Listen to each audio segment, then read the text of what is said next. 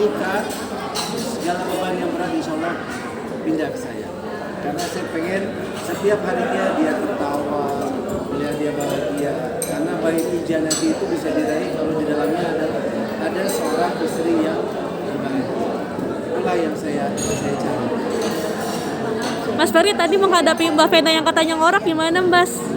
Menghadapi Mbak Vena yang akhirnya ketahuan ngorok gimana tanggapannya Mas Ferry? Mbak Vena ketahuan. Oh, itu saya ternyata makin cinta. Karena memang benar saya begitu lihat tuh Mukanya ini banget ya. mukanya tuh sangat berbeda dengan ada yang sekarang ini. Jadi itu, tapi kan saya senang banget saya pusat-pusat dia lagi tidur. Terus kadang pagi itu saya usap-usap sampai dia bangun sampai akhirnya kita sama-sama.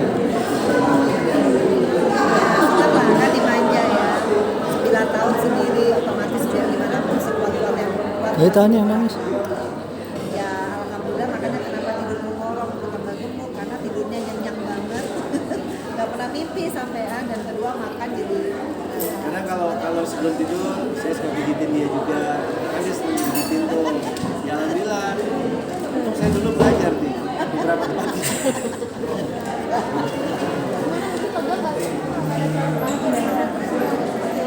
lega ya. Lega banget. Ya, karena memang kita tujuannya itu mengumpulkan keluarga juga. Jadi sekalian biasanya kan kalau kita mau bulan puasa itu kita kan mohon maaf dan batin pada semuanya. Biasanya tuh beberapa tahun terakhir makanya di WhatsApp karena kan pandemi. Alhamdulillah di tahun ini kita bisa benar-benar bertatap muka, ketemu.